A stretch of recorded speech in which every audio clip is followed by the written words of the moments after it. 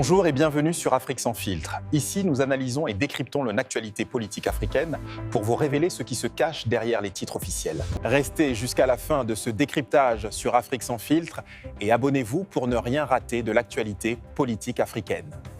Sur les mines et carrières, sous la conduite du ministre ici présent, un excellent travail a été fait et a abouti à des décisions et de carrière. Nous allons en retirer à peu près 71 titres miniers et 71 titres miniers et de carrière, dont 14 titres sur l'or, 8 titres sur l'argile, 5 titres sur le basalte, 8 titres sur le calcaire, 1 titre sur le granit, 1 titre sur le kaolin, 1 titre sur le grès, 14 titres sur la latérite, 1 titre sur le manganèse, 1 titre sur le quartzite et 1 titre sur le sable. Ces titres sont retirés pour non-respect, non-conformité, parce que vous savez très bien qu'en la matière, la délivrance des titres est encadrée par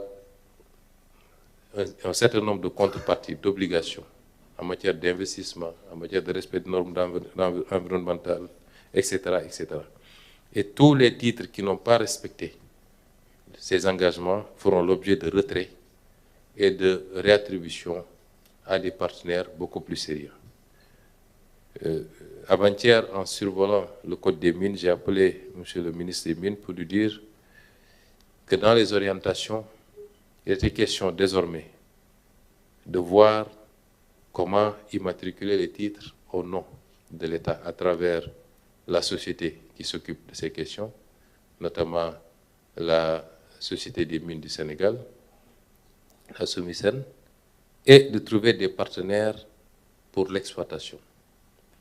Si on avait fait ça avec notre phosphate, quand j'ai été au Maroc en discutant avec le chairman de OCP et dans la perspective d'envisager éventuellement un partenariat, il m'a dit ne concédez jamais vos mines.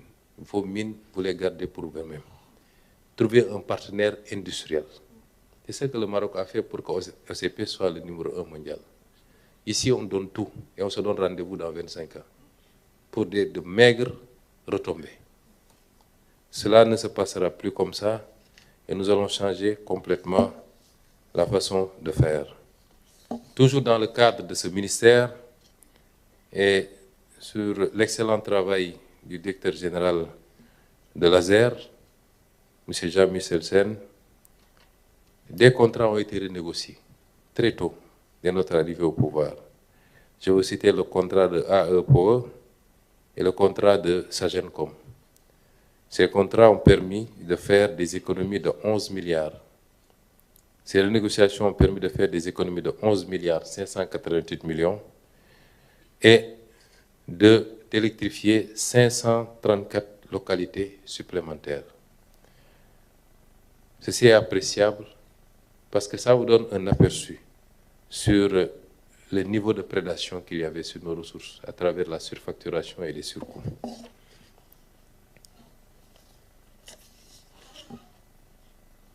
Je crois avoir fait le tour pour le ministre de l'Énergie et des Mines, qui est le ministre le plus sollicité, aussi bien par les travaux du comité que par les travaux qui ont été faits sectoriellement, le ministère lui-même, ses différentes directions générales.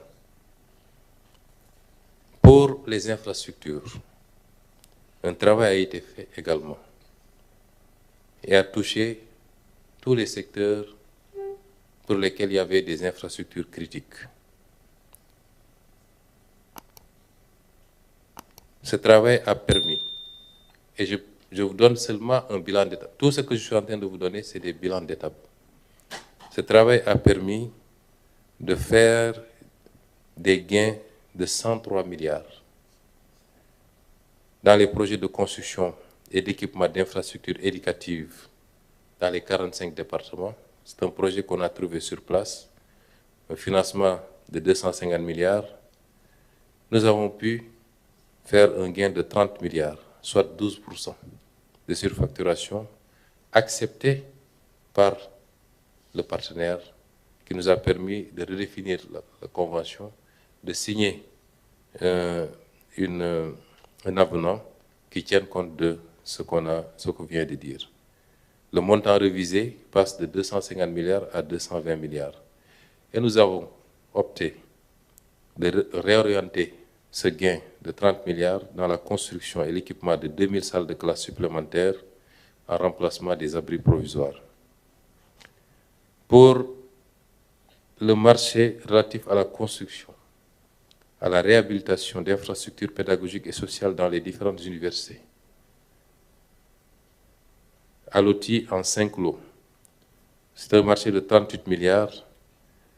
Les renégociations nous ont permis de le ramener à 32,8 milliards, soit un gain de 5,60 milliards et un taux de réduction, donc de surfacturation de 15%. Ces économies sont réaffectées à la réduction du déficit en infrastructures au sein de nos universités. Pour le projet de construction de la cité Terme Sud, une projection de 75 milliards, nous avons pu faire une réduction de 25 milliards, soit 33% de coûts additionnels identifiés, et le marché est revenu à 50 milliards. Et de commun accord avec les forces armées, nous avons décidé d'orienter ce gain des 25 milliards à la construction d'un immeuble sous-sol R+12 sur 4242 m² à Villa-Rose pour 108 logements d'officiers stationnés à Dakar pour 15 milliards et un projet d'extension des capacités d'accueil de l'École nationale des officiers d'active pour 5 milliards et 5 autres milliards en attente d'affectation. Pour la réalisation clairement d'un hôpital à Bakel et d'un centre de diagnostic et d'imagerie médicale au CHR de Fatick et la fourniture et l'installation d'équipements pour les services d'imagerie, la décision a été prise. Les négociations ont été faites pendant longtemps, mais in fine, la décision a été prise après consultation du président de la République de résilier totalement ce marché pour un coût projeté de 71,3 milliards. Parce qu'il a été noté beaucoup d'irrégularités et beaucoup de surfacturation. Pour le projet de construction de 15 centres de formation professionnelle au Sénégal, pour un coût initial de 50 milliards, nous avons relevé une surfacturation. Afrique sans filtre, l'actualité africaine, au-delà des titres.